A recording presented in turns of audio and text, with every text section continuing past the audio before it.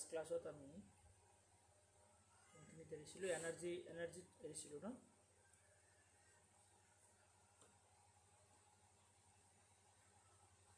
তেনেকৈ হাইড্ৰ electric energy হাইড্ৰ power এনাৰ্জিৰ বিষয়ে আমি লাষ্ট ক্লাছত চাইছিলোঁ যে পানীৰ পৰা যে এনাৰ্জি বনোৱা হয় আজি আমি বায়'ফিউলৰ বিষয়ে চাম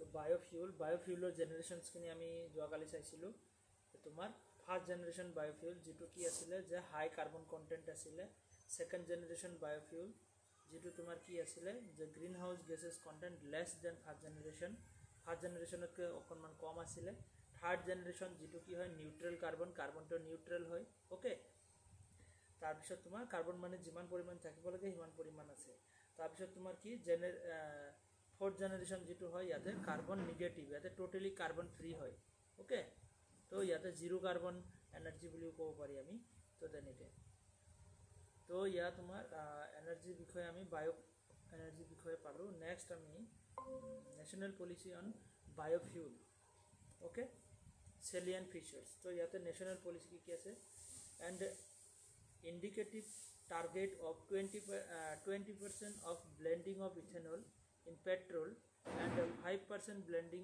অফ বায়'ডিজেল অ'কে তোমাৰ পেট্ৰলত কি কৰিব 20%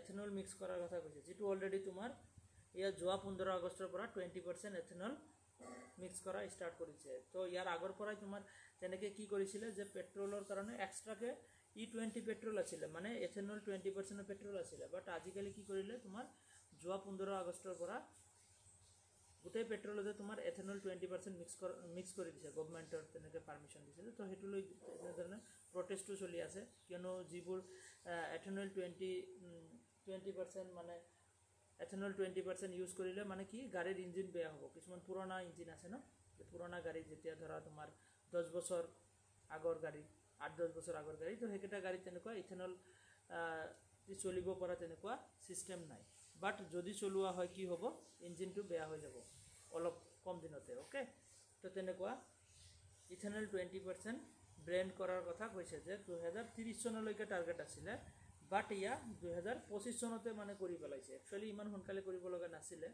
অ'কে তো ইয়াতে কি হয় কিয়নো ইয়াতে আমাৰ এনভাইৰনমেণ্টৰ কাৰণে ভাল বাট একচুৱেলি আমাৰ কি হ'ব প্ৰব্লেম ক্ৰিয়েট হ'ব যিখিনি নেকি পুৰণা গাড়ীখিনি আছে তো সেইখিনি গাড়ীৰ কাৰণে মানে বেয়া অ'কে নেক্সট তোমাৰ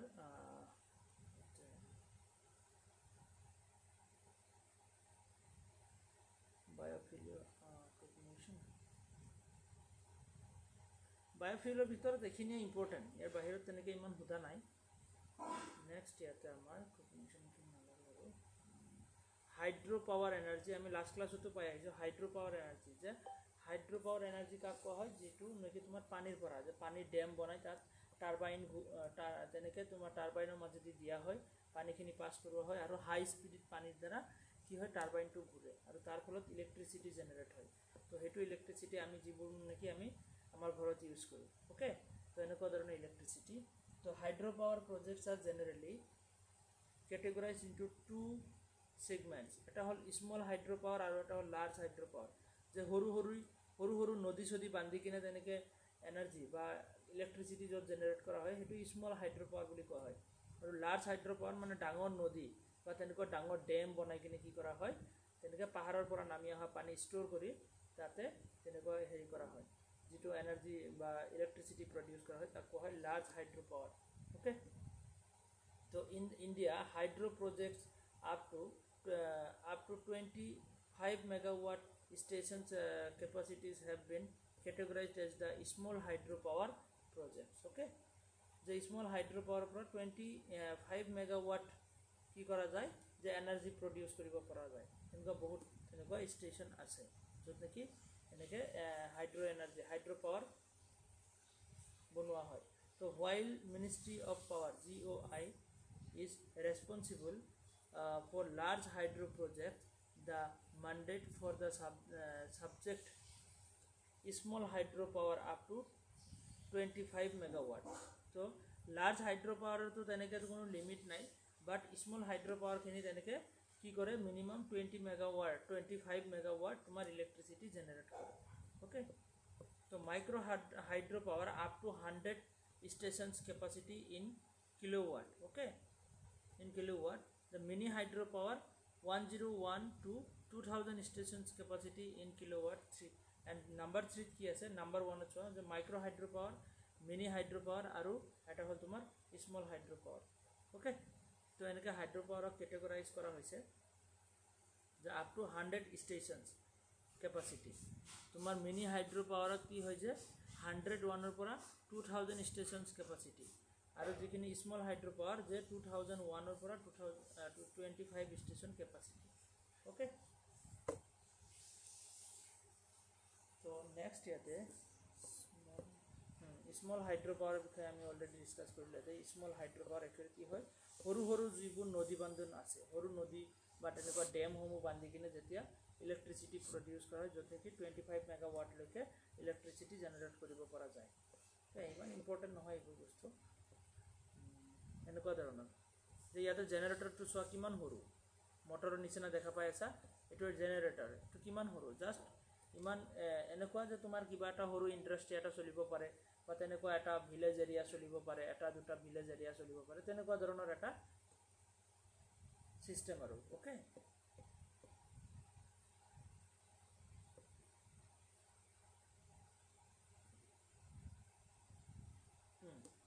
তো তাৰপিছত নেক্সট কি আছে কি যে হাইড্ৰোজেন এনাৰ্জি যে হাইড্ৰোজেন গেছ যে আছে হাইড্ৰোজেন গেছৰ পৰা যিটো energy may scientist believe that the fuel for the future is hydrogen gas এটো একচুয়ালি এতিয়া তেনেকে হেৰি হোৱা নাই ইনভেনশন এতিয়ালৈকে ভালকে হৈ কমপ্লিট হোৱা নাই যে হাইড্ৰোজেন গেছৰ পৰা আমি কেনেকে হেৰি কৰিব পাৰিম তো হাইড্ৰোজেন গেছে দি এতিয়ালৈকে তেনেকে কোনো ইঞ্জিন চলিব পৰা ইঞ্জিন এতিয়ালৈকে বনোৱা হোৱা নাই তো many scientist believe that fuel for the future hydrogen gas the hydrogen gas to amar future or eta fuel hobo tenukwa kaam choli ase research choli ase when hydrogen gas burns in the air or in fuel cells it combines with the oxygen gas to produce non polluted water vapor and fuel cells directly convert hydrogen into electricity okay so yata tenukwa dhoronor pollution create no hobo হাইড্ৰোজেনৰ পৰা আমি energy create কৰিব পাৰিলে বা হাইড্ৰোজেনৰ পৰা তেনেকুৱা engine চলাব পাৰিলে তেনেকুৱা ধৰণৰ পলিউশন ক্ৰিয়েট নহব ওকে হেতু কাৰণে ৰিসাৰ্চ চলি আছে আৰু তো ইয়াতে কি কৈছে যে widespread use of hydrogen as fuels would greatly reduce the problem of air pollution তো এয়ার পলিউশন প্রবলেম টু হেৰি হ'ব danger of the global warming হেবোৰ বস্তু তোমাৰ কন্ট্ৰোল হ'ব because there will be not be any carbon dioxide emission যেটো CO2 okay carbon জাতীয় যিবোৰ তোমাৰ হেৰি হয় পলিউশন আছে যে কয়লা পুৰিলে পেট্ৰল পুৰিলে ডিজেল পুৰিলে তো কাৰ্বন জাতীয় তোমাৰ তেনেকুৱা কি হয় যে পলিউশন ক্ৰিয়েট হয় তো হেবোৰ এয়াৰ পলিউশন আৰু গ্লোবাল ওয়াৰ্মিং কমি যাব ওকে তো hydrogen may be a clean source of energy so hydrogen eta clean source of energy hobo future eto hobo aru success hobo aru research choli ache but getting large amount of pure hydrogen for commercial purpose is a problem because the hydrogen is present in combination with other elements such as oxygen carbon nitrogen okay je এতে কি হৈছে যে hydrogen two actually এনেকে তেনেকুৱা carbon free energy এটা পাব পাৰিম বাট এক প্ৰবলেম কি হয় যে অনলি হাইড্ৰোজেন গেছটো আমি তেনেকে সেপাৰেট কে নাপাও এটো বেলেগ বেলেগ গেছৰ মানে ইয়াৰ লগত বেলেগ বেলেগ গেছও তেনেকে মিক্স হৈ থাকে তো হেখিনি সেপাৰেট কৰিব গলে তো তেনেকুৱা সিস্টেমও লাগিব বহুত কি লাগিব যে অকনমান এক্সপেন্সিভ হ'ব আৰু খৰচও হ'ব ওকে তো তেনেকুৱা ধৰণৰ কি হ'ব যে ইয়াতে কি থাকে অক্সিজেন কাৰ্বন নাইট্ৰোজেন এনেকুৱা গেছসমূহ ইয়াৰ লগত মিক্স হৈ থাকে আৰু তাক এই বাকি গেছখিনিক আমি সেপাৰেট কৰিব পৰা সিস্টেম কৰিব লাগিব okay as hydrogen has to be produced from either water or organic compounds তো water পানিৰ পৰা বা organic compounds সমূহৰ পৰা বনাব পৰা যাব like the methane okay etc requiring the large amounts of energy this is the very costly proposition okay তো ইয়াতে অকনমান কষ্টলি হ'ব খৰচটো অলপ বেছি হ'ব এনেকুৱা হাইড্ৰোজেন যি কিবা ইঞ্জিন বা তেনেকুৱা হেৰি চলাব হলে যে তোমাৰ খৰচটো অকণমান বেছি হ'ব। নেক্সট কি আছে যে অচিয়ান এনাৰ্জি। অচিয়ান মানে কি সাগৰৰ পানীৰ পৰা যিটো এনাৰ্জি, সাগৰৰ পৰা, যে ocean over 70% of the earth, okay, cover oceans cover মানে সাগৰ যে আছে, তো সাগৰে কি 70%, পৃথিৱীৰ 70%হে সাগৰে হয়নে নহয়, 30%হে মাত্ৰ মাটি আছে। তো অচিয়ান বা সাগৰখিনিক আমি কেনেকৈ আমি এনাৰ্জি ৰিচোৰ্চ হিচাপে ইউজ কৰিব পাৰোঁ, okay, and ৰিপ্ৰেজেণ্টছ an enormous amount of energy in the form of wave, tidal, marine current and the thermal gradients, okay. তো ইয়াতে কি হ'ব যে তোমাৰ কি কি ধৰণৰ এনাৰ্জি ক্ৰিয়েট হ'ব, তোমাৰ ৱেভ, ঢেউ, পানীৰ যে ঢেউ আছে, সাগৰৰ ঢেউ উঠে ন, তো সেই ঢেউৰ পৰাও এনাৰ্জি, ইলেক্ট্ৰিচিটি জেনেৰেশ্যনৰ আজিকালি তেনেকুৱা ধৰণৰ ছিষ্টেম বনোৱা হৈ আছে। তাৰপিছত টিডেল এনাৰ্জি তোমাৰ কিহৰ লগত, যে তোমাৰ হেৰিৰ লগত ৰিলেটেড, তোমাৰ মুন, অ'কে, মুনৰ লগত ৰিলেটেড। যেতিয়া আমাৰ কি হয় যে সাগৰৰ ওপৰত দিয়ে, আমাৰ চন্দ্ৰটো যেতিয়া সাগৰৰ ওপৰত যায় তেতিয়া তোমাৰ গ্ৰেভিটিটো কমি যায়।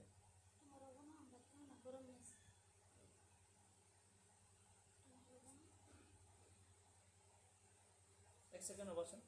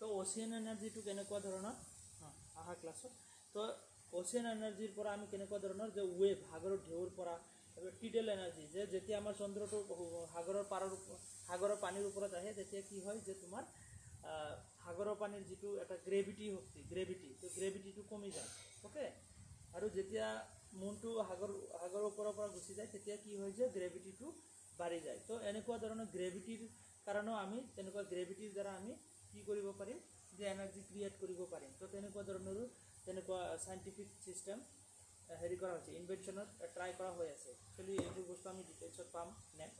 তাৰপিছত মেৰিন কাৰেণ্ট বা সাগৰৰ যিটো পানীৰ স্পীড, ঢেউৰ স্পীড, তাৰ পৰাও আমি তেনেকৈ বনাব পাৰোঁ, অ'কে। তো এনেকুৱা ধৰণৰ বহুতকেইটা ফৰ্ম এতিয়ালৈকে ৰিচাৰ্চ চলি আছে। A variety of different technologies are currently under development.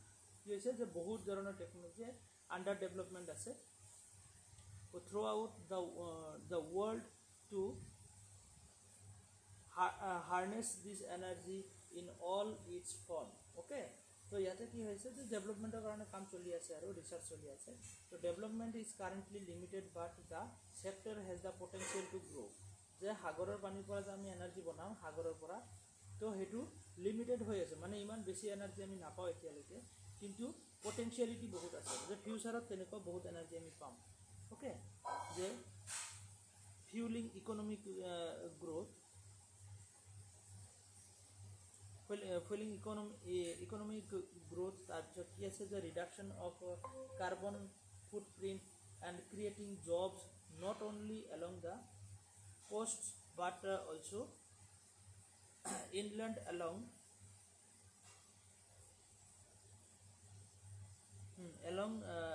its supply side, তো ইয়াতে কি হয় যে আমি গম পালোঁ যে তেনেকুৱা লিমিটেড হৈ আছে, বাট পটেঞ্চিয়েলিটি বহুত আছে। তো কেনেকুৱা ধৰণৰ potential of the ocean energy, ইয়াতে কি আছে যে total identifies potential of tidal energy. Tidal energy is about the 12,455 মেগাৱাটলৈকে আমি কি কৰিব পাৰিম, আমি তেনেকৈ এনাৰ্জি ক্ৰিয়েট কৰিব পাৰিম টিডেল এনাৰ্জিৰ পৰা, যিটো চন্দ্ৰৰ পৰা পাওঁ আমি। হা, ইয়াতে আমি পাম এতিয়া। তাৰপিছত তোমাৰ দ্য টোটেল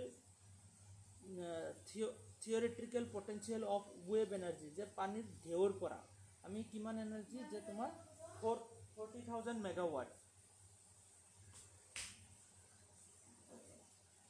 40,000 মেগাৱাট আমি এনাৰ্জি ক্ৰিয়েট কৰিব পাৰিম। তো পটেঞ্চিয়েলিটি কিমান আছে, যে 14,000 megawatt has a theoretical potential of তোমাৰ কি আছে, যে 1,80,000 মেগাৱাট ইন ইণ্ডিয়া। ওকে, তো এনেকুৱা ধৰণৰ কি কিছুমান পটেঞ্চিয়েলিটি মানে অনুমান কৰা হৈছে যে ইমান আমি এনাৰ্জি ক্ৰিয়েট কৰিব পাৰিম। তো এতিয়া চোৱা যে সাগৰৰ পানীৰ পৰা কি এনাৰ্জি ক্ৰিয়েট কৰিব পৰা যায়, কেনেকুৱা ধৰণৰ ৱেভ এনাৰ্জি। ৱেভ এনাৰ্জিটো কেনেকুৱা, যে সাগৰৰ যে ঢেউ আছে, তো ঢেউত কি হ'ব, যে wave power system converted into kinetic energy. Kinetic মানে কি, ঘূৰণীয়া, যে ঘূৰিলে তাৰ পৰা এনাৰ্জি ক্ৰিয়েট হয়। তো তেনেকুৱা ধৰণৰ যে সাগৰৰ পানীত কি কৰা হ'ব, যে তোমাৰ এনেকৈ সাগৰৰ ঢেউ থাকে ন, তো সাগৰৰ ঢেউত এনেকৈ কিছুমান কিবা বস্তু এটা উপঙাই দিয়া হ'ব, আৰু এনেকৈ ছিষ্টেম থাকিব। ইয়াৰ পৰা এটা চেইন থাকিব, ইয়াৰ পৰা এটা চেইন থাকিব, আৰু ইয়াতে কি থাকিব, যে তোমাৰ এটা টাৰবাইন থাকিব। ওকে,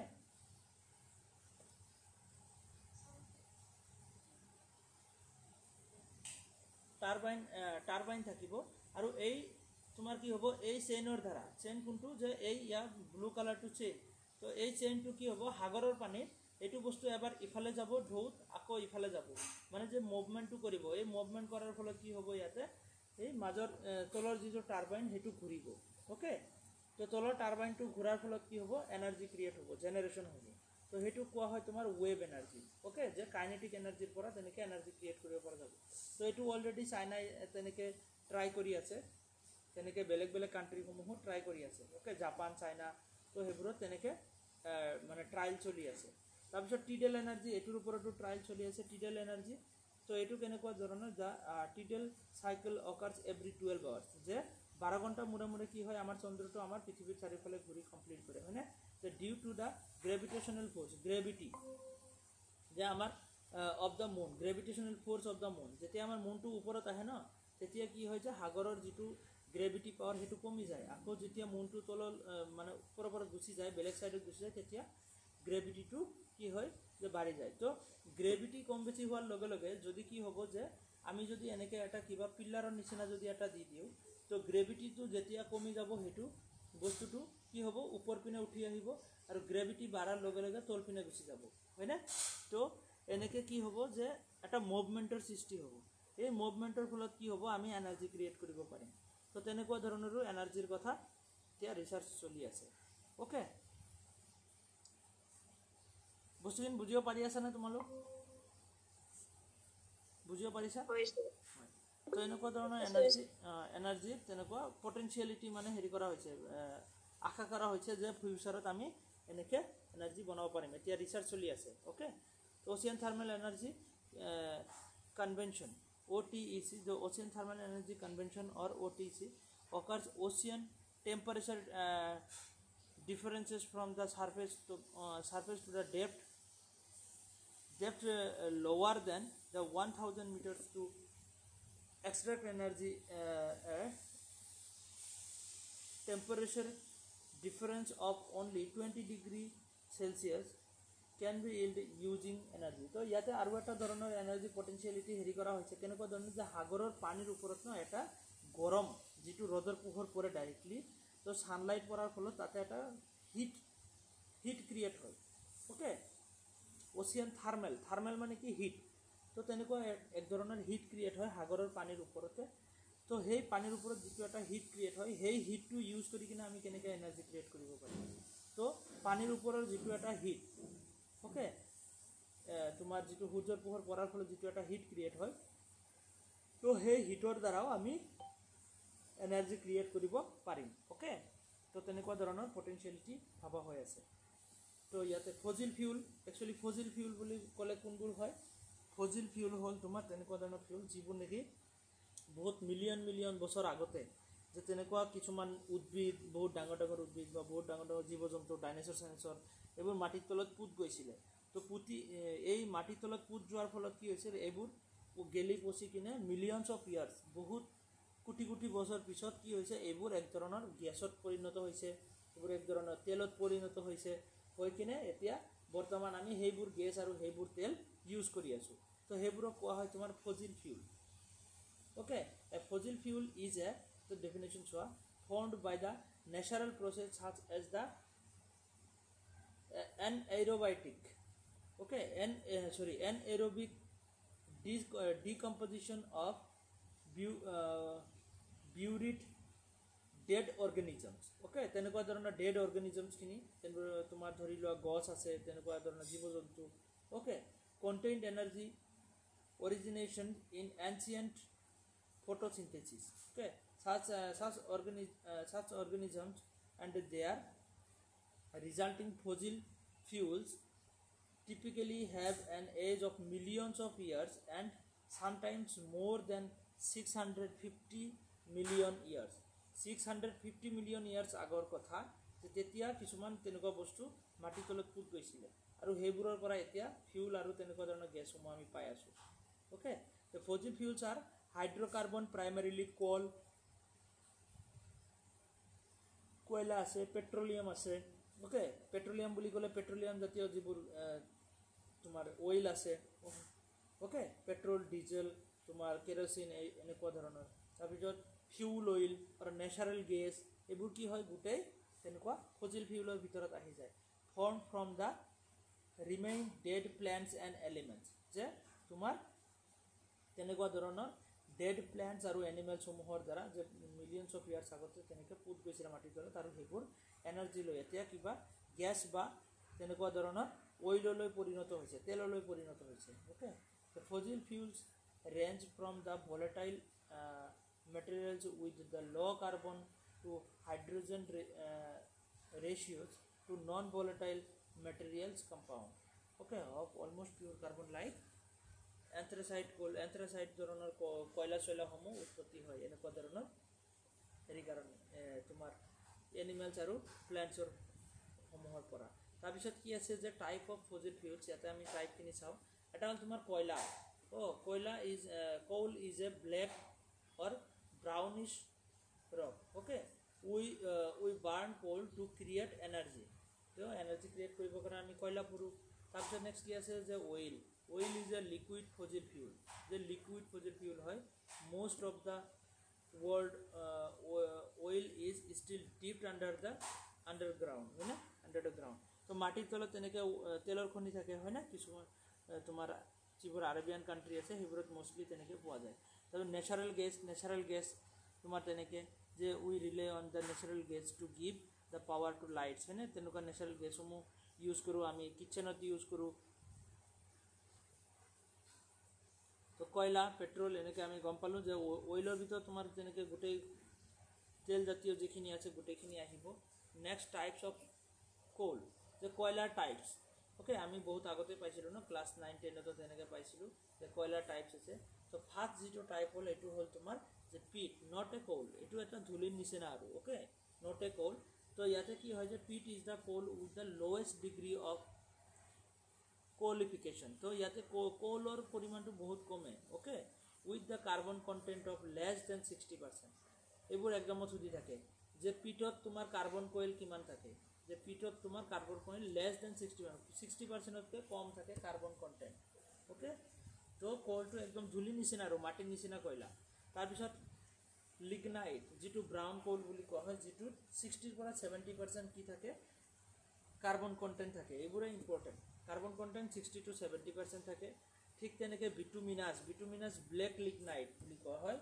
ওকে, চাব বিটুমিনাছটোক ব্লেক লিগনাইট বুলি কোৱা হয়, যিটোত কি থাকে যে 71 পৰা 77%লৈকে তোমাৰ কাৰ্বন কণ্টেণ্ট থাকে। ওকে, তো এইটোত 70 পৰা 71%লৈকে কাৰ্বন কণ্টেণ্ট থাকে। এইবোৰ এক্সামত সুধি থাকে।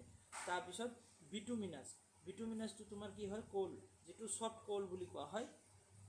যে bituminous coal is product of the future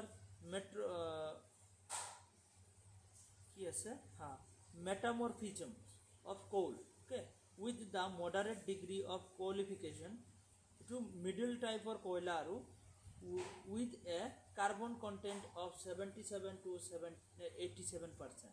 তার মানে এতে কার্বন কন্টেন্ট টু 77 এর পৰা 87% লৈকে কাৰ্বন কন্টেন্ট থাকে।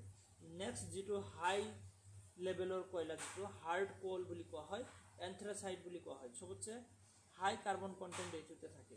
ওকে, যেটো কি হয় kind of hard coal, okay, high gloss coal বুলিও কোৱা হয়। তো ইয়াতে কার্বন কন্টেন্ট থাকে, it is the highest carbon content, it has the highest carbon content more than 87%, 87%-এর উপৰত কি থাকে কার্বন কন্টেন্ট থাকে এটু কয়লা। Okay,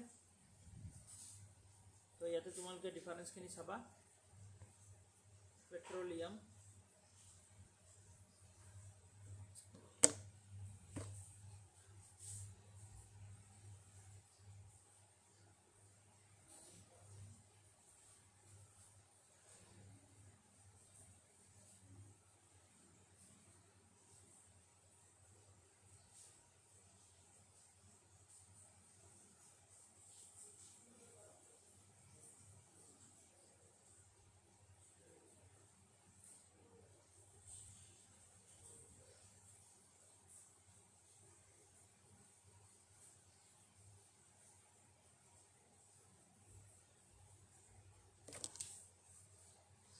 So petroleum is a naturally occurring yellowish black liquid found. तो पेट्रोलियम বুলি ক'লে তেনেকে এক ধৰণৰ কি যেটো খাৰুৱা তেল বুলি আমি কওঁ হেতু। ওকে, পেট্ৰোলিয়াম অইলও হয়, পেট্ৰোলিয়াম গেছও হয়।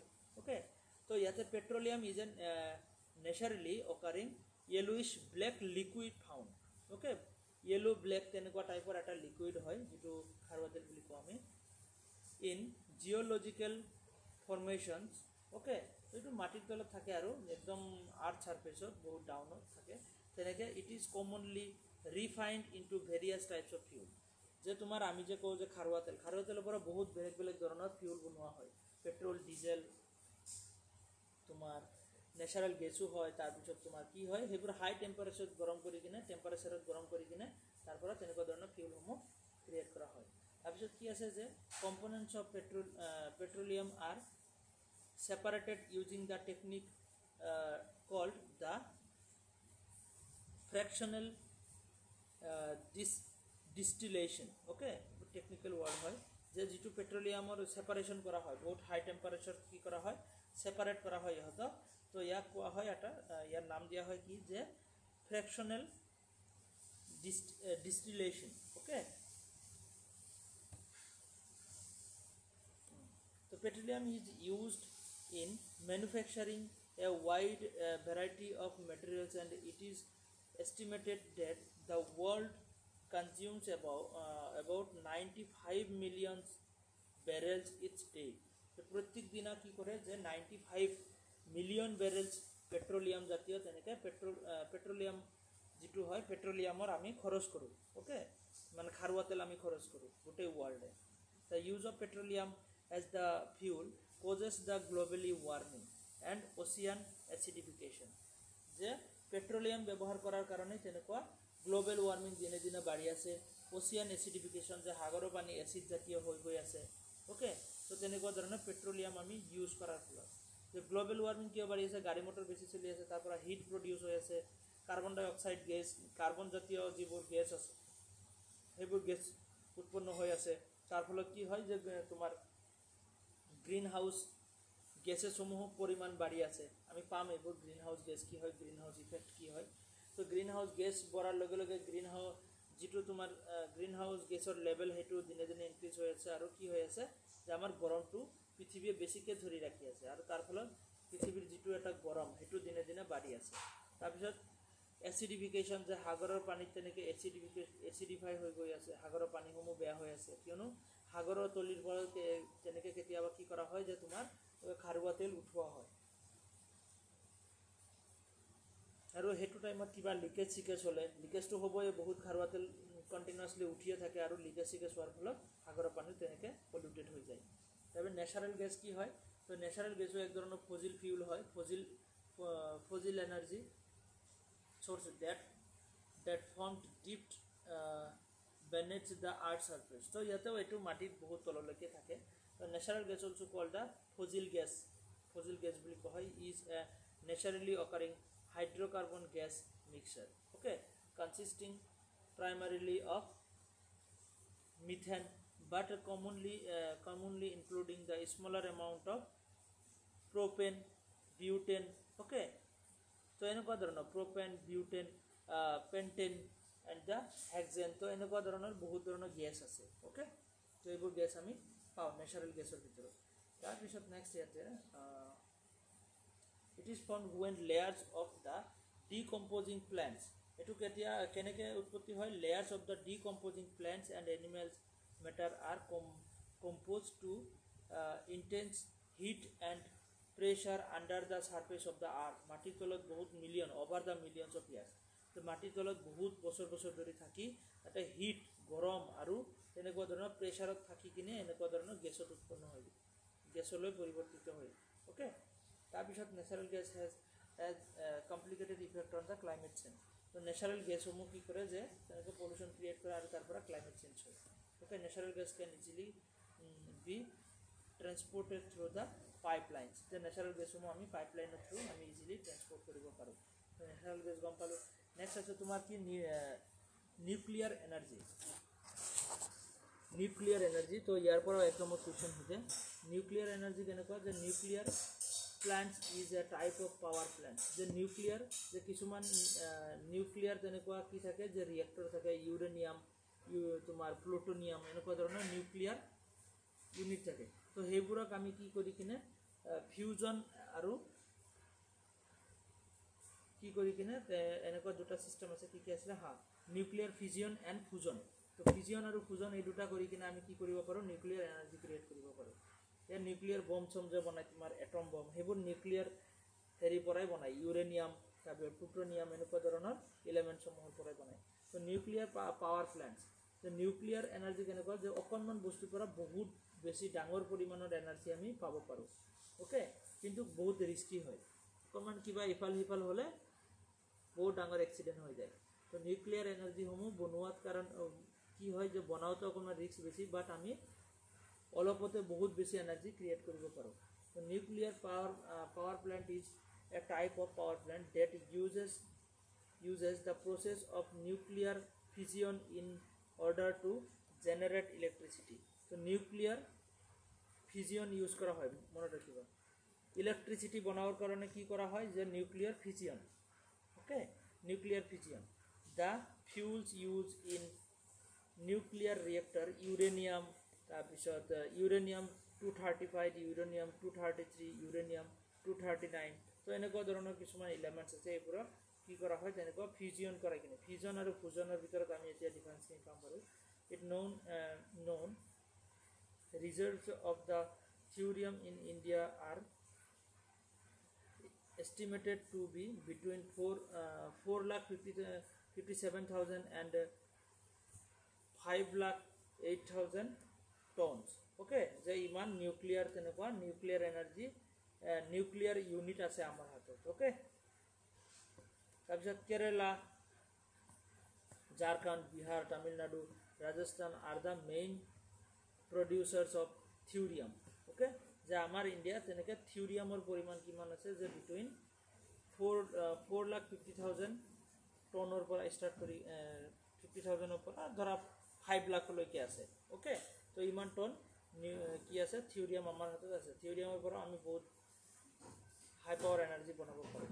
তো এতিয়া কথা হ'ল যে নিউক্লিয়াৰ এনাৰ্জি বনোৱা হয়, তো ইয়াতে দুটা ছিষ্টেম আছে, এটা হ'ল নিউক্লিয়াৰ ফিজিয়ন আৰু এটা হ'ল নিউক্লিয়াৰ ফুজন। তো ফিজিয়ন কি হয় আৰু ফুজন কি হয়, অ'কে, নিউক্লিয়াৰ ফিজিয়ন আৰু ফুজন। তো নিউক্লিয়াৰ ফিজিয়ন কি হয়, a heavy nucleus breaks up to form a heavy nucleus break up to from two lighter nuclei, okay। তো ইয়াতে কি কৰা হয়, যে এটা নিউক্লিয়াৰ কি এটা অণু বুলি কওঁ আমি ন, যে এটা ইউনিটক তোমাৰ দুটা ভাগত ভাগ কৰি দিয়া হয় ঠিক তেনেকৈ দুটাক আকৌ দুটা সেই দুটাক আকৌ দুটা ভাগত তো তেনেকৈ কি কৰা হয় যে তোমাৰ নিউক্লিয়াৰ এনাৰ্জিখিনি ইয়াতে এনেকৈ ক্ৰিয়েট কৰা হয় যে a heavy nucleus breaks up to form two lighter nucleus যে দুটা সৰু সৰু নিউক্লিয়ালৈ কনভাৰ্ট কৰি দিয়া হয় ইয়াতে চোৱা যে এটা নিউক্লিয়াছ তোমাৰ দুটা সৰু সৰু নিউক্লিয়ালৈ কনভাৰ্ট কৰি দিয়া হৈছে ভাঙি দিয়া হৈছে সেই দুটাক আকৌ দুটালৈ ভাঙি দিয়া হ'ব এনেকুৱা ধৰণৰ তো এইটো কোৱা হয় নিউক্লিয়াৰ ফিজিয়ন আৰু নিউক্লিয়াৰ ফুজন কোনটো হয় যে two nuclear combine to form a heavy nucleus তো ইয়াতে তোমাৰ কম্বাইন কৰা হয় জোৰা লগোৱা হয় যেটো দুটা সৰু সৰু নিউক্লিয়াৰ একলগ কৰা হয় তো সেইটো কোৱা হয় নিউক্লিয়াৰ ফুজন মনত ৰাখিবা এইটো এক্সামত সুধিছিলে ওকে আৰু ইলেক্ট্ৰিচিটি ক্ৰিয়েট কৰিবৰ কাৰণে আমি ফিজিয়ন কৰোঁ মানে কি কৰোঁ যে ইলেক্ট্ৰিচিটি বনাবৰ কাৰণে আমি ভাঙি দিওঁ যে এটা নিউক্লিয়াৰ দুটা পাৰ্টলৈ ভাঙি দিওঁ সেইটোক আকৌ সেই দুটাক আকৌ দুটা দুটাকৈ ভাগত তো তেনেকুৱা ধৰণৰ কি কৰা হয় ফিজিয়ন কৰাই কিনে ইলেক্ট্ৰিচিটি প্ৰডিউচ কৰা হয় ওকে এইটো কি হয় চেইন ৰিয়েকশ্যন বুলি কোৱা হয় আৰু এইটো কোৱা হয় chain reaction is not involve তো ইয়াতে চেইন ৰিয়েকশ্যন নাই মানে দুটাক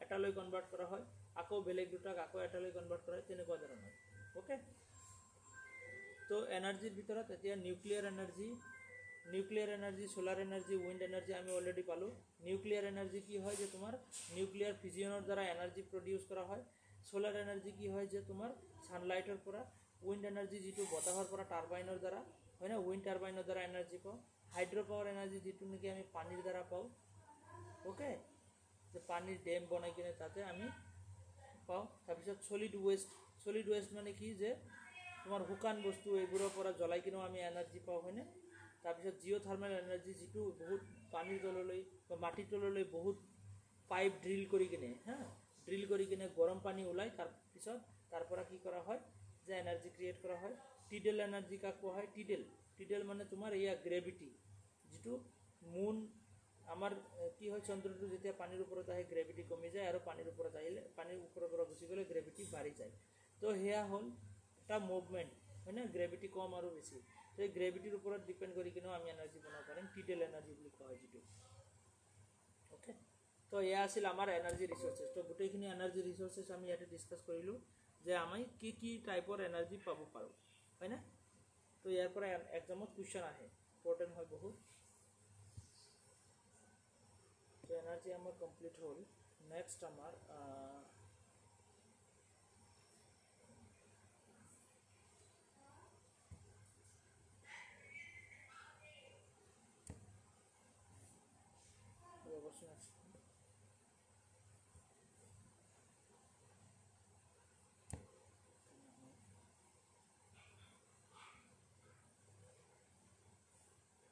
এনভাইৰনমেণ্টেল পলিউশ্যন তো পলিউশ্যনটো বহুতকেইটা টাইপছ আছে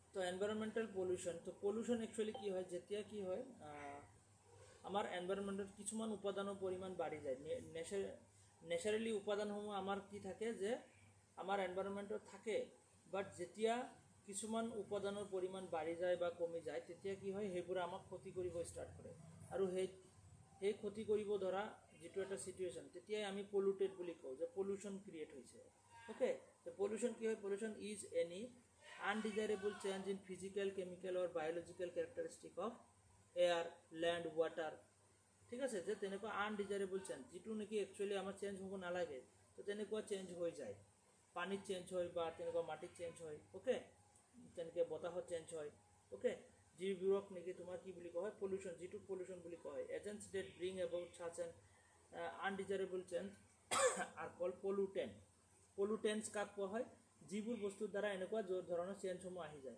ফৰ এক্সাম্পল তোমাৰ কি হয় যে গেছ কিবা কাৰ্বন ডাই অক্সাইড গেছৰ পৰিমাণ বাঢ়ি গ'ল তো সেইটো এটা পলিউশ্যন মিথেনৰ পৰিমাণ বাঢ়ি গ'ল সেইটো এটা পলিউশ্যন ওকে তো এইবোৰ বস্তু একচুৱেলি আমাৰ বতাহত থাকে কিন্তু পৰিমাণ বাঢ়ি যোৱাৰ লগে লগে পলিউশ্যন ক্ৰিয়েট হয় ওকে তেনেকুৱা ধৰণৰ তো নেক্সট কি আছে যে পলিউটেন্টছ কি হয় pollutants can be solid liquid and gaseous pollutants কি হ'ব পাৰে সলিড গোটা জাতীয় হ'ব পাৰে লিকুইড পানী জাতীয় হ'ব পাৰে আৰু গেছ জাতীয় হ'ব পাৰে okay substances present in greater concentration than in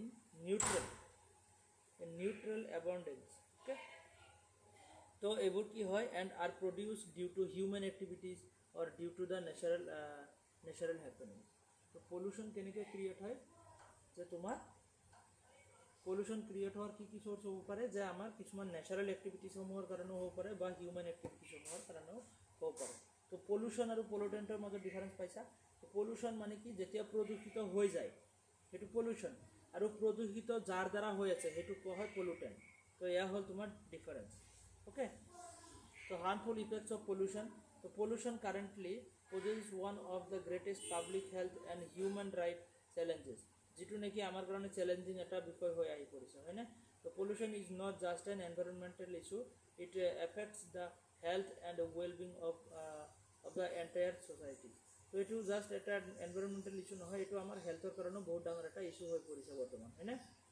deposit of the huge impact on the human health and global economy. তো এয়া তোমাৰ হিউম্যান হেলথতো আৰু গ্লোবাল ইকনমিটো বহুত ধৰণৰ ডাঙৰ এটা প্ৰভাৱ পেলাইছে। Pollution of all kinds can have negative effects on the environment and the wildlife and often impacts human health and well-being. তো কি হয় যে আমার পলিউশনখিনি জাস্ট আমার কি হয় যে তেনেকুৱা নিগেটিভ ইফেক্টখিনি খালি আমাৰ এনভাইৰনমেণ্টত পৰা নাই, গোটেই আমাৰ ৱাইল্ড লাইফখিনিৰ ওপৰতে পৰিছে, যে আমি মানুহৰ ওপৰত লগতে বাকী জীৱ জন্তুসমূহৰ ওপৰতো তেনেকুৱা পলিউশনৰ ইফেক্ট আহি আছে। Okay, classification of pollution. তো পলিউশনৰ ক্লাছিফিকেশ্যন আছে প্ৰাইমাৰী আৰু secondary pollution.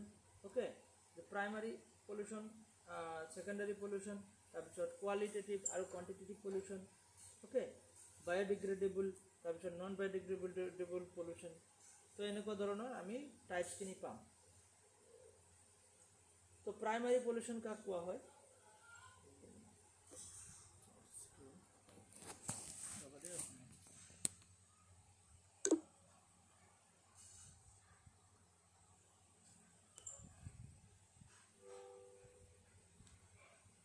Primary pollutant, these present in the form of in which they are added to the environment. Okay, for example তোমার প্লাস্টিক যদি কোৱা হেতু প্ৰাইমাৰি পলিউটেন্টসৰ ভিতৰত আহি যাব।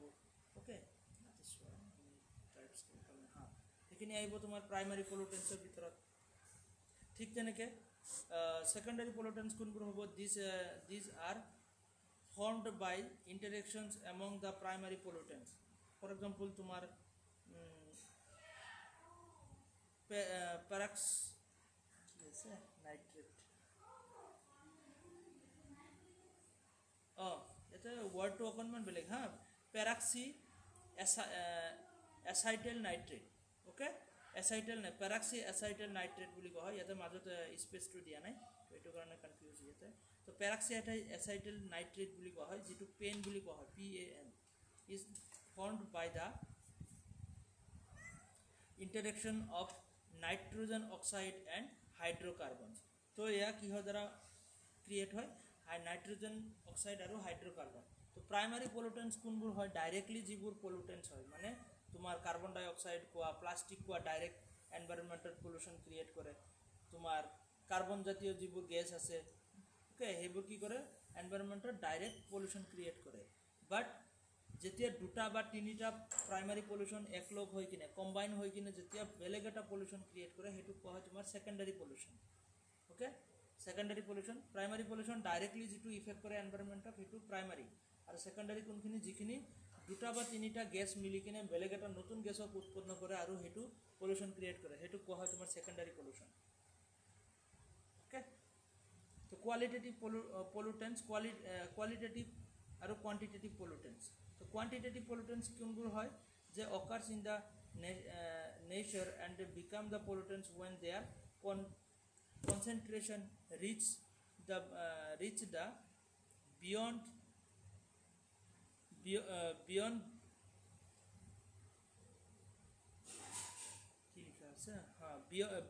a threshold. Okay, কি ওয়ার্ড লেখা আছে একচুয়ালি মোৰ কনফিউজ লাগি আছে। Threshold level. তো তো যিয়ে নহওক মই বুজাই দিছোঁ স্যার থ্রেশহোল্ড মানে হইছে ঘৰৰ চৌকাঠ ধৰক মানে পাৰ কৰি যোৱা তেনেকুৱা আচ্ছা আচ্ছা লেভেল পাৰ কৰি যোৱা হয় নাই তেনেকুৱা বুজাইছে আৰু মানে বেসিক লেভেলটো পাৰ কৰি যোৱা তেনেকুৱা বুজায় আচ্ছা আচ্ছা থ্ৰেছহোল্ড তো কোৱান্টিটেটিভ পলিউশ্যনটো একচুৱেলি কি হয় মই সেইটোৱে বুজাব গৈ আছিলোঁ তো ইয়াতে ৱৰ্ডটো মই একচুৱেলি মই মিনিংটোৱে গম নাপালোঁ তো থ্ৰেছহোল্ড মানে তোমাৰ যিটো মেক্সিমাম লেভেল মানে পাৰ কৰি যোৱা লেভেল পাৰ কৰি যোৱা তো কোৱান্টিটেটিভ পলিউশ্যন এনেকুৱা যে কিছুমান পলিউটেণ্ট আমাৰ এনভাইৰনমেণ্টত আছে ফৰ এক্সাম্পল ধৰি লোৱা কাৰ্বন ডাই অক্সাইড আমাৰ এনভাইৰনমেণ্টত আছে আৰু দৰকাৰীও হয় নাইট্ৰজেন অক্সাইড এইবোৰ কি হয় আমাৰ এনভাইৰনমেণ্টৰ কাৰণে আমাৰ বতাহত দৰকাৰ আছে ওকে বাট এইবোৰৰ পৰিমাণ যেতিয়া বেছি হৈ যায় কিবা কাৰণত বেছি হৈ গ'ল কাৰ্বন ডাই অক্সাইড নাইট্ৰজেন অক্সাইড এইবোৰ বেছি গাড়ী মটৰ চলাৰ কাৰণে বেছি হৈ যায় ওকে তো গাড়ী মটৰ চলোৱাৰ কাৰণে বহুত বেছি হৈ যোৱাৰ কাৰণে কি হয় যে এইবোৰৰ পৰিমাণ বাঢ়ি যায় আৰু এইবোৰে পলিউশ্যন ক্ৰিয়েট কৰে যিটোক নেকি তোমাৰ কি বুলি কোৱা হয় কোৱান্টিটেটিভ পলিউটেন্স বুলি কোৱা হয় বুজিব পাৰিছা কোৱান্টিটেটিভ আৰু কোৱালিটেটিভ পলিউটেন্স কোনবোৰ হয় they does not occur in nature and are man made okay for example তোমাৰ ফাংগিচাইডছ হাৰ্বিচাইডছ তো এনেকুৱা ধৰণৰ যিবোৰ পলিউটেন্স কোৱালিটেটিভ মানে এইবোৰ একচুৱেলি তোমাৰ পলিউটেণ্টে হয় এনেকুৱা ধৰণৰ তোমাৰ ফাংগিচাইডছ মানে কি যে এয়া গছ গছনি যে তোমাৰ স্প্ৰে কৰা হয় যে ফাংগাছ লাগে ফাংগাছ বা তেনেকুৱা ধৰণৰ পোক লাগে ন তাৰপিছত তোমাৰ পেষ্টিচাইডছ হাৰ্বিচাইডছ এনেকুৱা ধৰণৰ কিছুমান কেমিকেল আছে যিবোৰ নেকি মানে আমাৰ বতাহ প্ৰদূষিত কৰে কম পৰিমাণে হ'লেও প্ৰদূষিত কৰিব বেছি পৰিমাণে হ'লেও প্ৰদূষিত কৰিবই তো সেইবোৰক কোৱা হয় তোমাৰ কোৱালিটেটিভ পলিউটেন্স যিবোৰ মানে কি যে নিগেটিভ কোৱালিটি আছে ইয়াৰ জাষ্ট এটা কম পৰিমাণ থাকিলে যে আমাক ক্ষতি নকৰিব তেনেকুৱা নহয় মানে যিমান পৰিমাণে হওক মানে আমাক ক্ষতি কৰিবই বেছি থাকিলে বেছি ক্ষতি কৰিব কম থাকিলে কম ক্ষতি কৰিব তেনেকুৱা তো সেইটোক কোৱা হয় তোমাৰ কোৱালিটেটিভ পলিউটেন্স বায়োডিগ্ৰেডেবল পলিউটেন্স কোনবোৰ হয় বায়োডিগ্ৰেডেবল ওকে যিবোৰ কি হয় যে waste product which are degraded by the microbacterial action মতলব তোমাৰ এনেকুৱা যে তোমাৰ যিবোৰ মানে গেলি পচি যায় বেয়া হৈ যায় ফৰ এক্সাম্পল তুমি ধৰি লোৱা তোমাৰ পেপাৰ কাগজ চাগজ যে আছে এইবোৰ তোমাৰ বেয়া হৈ যায় ওকে চিৱেজসমূহ তোমাৰ পেলনীয়া কিছুমান বস্তু যিবোৰ নেকি বেয়া হৈ যায় সেইবোৰক কোৱা হয় তোমাৰ বায়োডিগ্ৰেডেবল যিবোৰ বেক্টেৰিয়াই মাইক্ৰ'বেক্টেৰিয়াই কি কৰে যে সেইবোৰ নষ্ট কৰি দিয়ে বেয়া কৰি দিয়ে যে মাটিৰ লগত মিহলি হৈ যায় আৰু কিছুমান আছে সেইবোৰক কোৱা হয় তোমাৰ ডিগ্ৰেডেবল বায়োডিগ্ৰেডেবল আৰু নন বায়োডিগ্ৰেডেবল কোনবোৰ যিবোৰ নেকি বেক্টেৰিয়া যে থাকে মাটিত সেইবোৰে তোমাৰ বেক্টেৰিয়াসমূহে তোমাৰ তেনেকুৱা ডিগ্ৰেডেশ্যন কৰিব নোৱাৰে মানে পচাই দিব নোৱাৰে তো সেইবোৰক কোৱা হয় তোমাৰ non biodegradable pollutants for example plastic glass এইবোৰ মাটিত গোটেই জীৱন থাকিলেও কি নহ'ব যে তোমাৰ মিলিয়নছ অফ ইয়াৰ্ছ থাকিলেও থাকিয়ে যাব এইবোৰ কেতিয়াও বেয়া নহয় প্লাষ্টিক গ্লাছ ওকে তো এনেকুৱা ধৰণৰ মেটেলসমূহ তোমাৰ কি নহয় বেয়া নহয়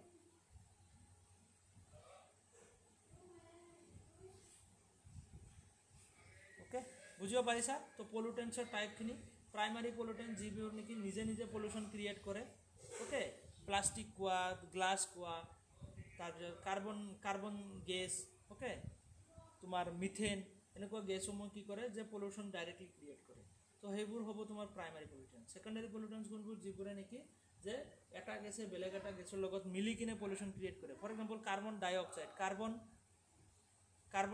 কাৰ্বন আৰু অক্সাইড এই দুটা মিলি কিনে নাইট্ৰজেন আৰু তেনেকুৱা কি আছিলে নাইট্ৰজেন অক্সাইডৰ কম্বাইনেশ্যনটো কি আছিলে nitrogen gas plus hydrogen oxide okay nitrogen gas plus hydrogen oxide মিলি কিনে তেনেকুৱা নাইট্ৰজেন অক্সাইড গেছ ক্ৰিয়েট কৰে যিটো নেকি আমাৰ এনভাইৰনমেণ্টৰ কাৰণে ক্ষতিকাৰক ওকে তাৰপিছত কি আছে যে তোমাৰ কোৱালিটেটিভ আমি গমে পালোঁ আৰু কোৱান্টিটেটিভ মানে পৰিমাণ বেছি হৈ গ'লে তেতিয়া পলিউশ্যন ক্ৰিয়েট কৰে আৰু কোৱালিটেটিভ মানে সেইটো কোৱালিটিটোৱে তেনেকুৱা যে তোমাৰ পলিউশ্যন ক্ৰিয়েট কৰিবই ওকে তো সেইটো কোৱা হয় তোমাৰ কোৱালিটেটিভ পলিউটেন্স ডিগ্ৰেডেবল নন ডিগ্ৰেডেবল আমি গমে পালোঁ তো নেক্সট ক্লাছৰ পৰা আমি এয়াৰ পলিউশ্যনৰ পৰা ষ্টাৰ্ট কৰিম আমি গোটেই পলিউশ্যনৰ টাইপছখিনি কমপ্লিট কৰিম তো পলিউশ্যনৰ ইয়াতে একচুৱেলি পলিউশ্যনৰ টাইপছখিনি আমি ইয়াতে চালোঁ কি পলিউশ্যনৰ টাইপছ হ'ব পাৰে আৰু কি পলিউশ্যন আছে এয়াৰ পলিউশ্যন কিহৰ দ্বাৰা হয় ইয়াৰ পৰা কি ইফেক্ট হ'ব পাৰে ৱাটাৰ পলিউশ্যন কিহৰ দ্বাৰা হয় কি ইফেক্ট হ'ব পাৰে তো সেইবোৰ বস্তুৰ ওপৰত আমি নেক্সট ক্লাছত চাম ওকে পলিউটেন্সখিনি হৈ গ'লে আমাৰ বহুতখিনি আগবাঢ়ি যাব এনভাইৰনমেণ্টৰ পাৰ্টখিনি তো আজি আমি ইমানতে এৰিছোঁ আকৌ লগ পাম অহা ক্লাছত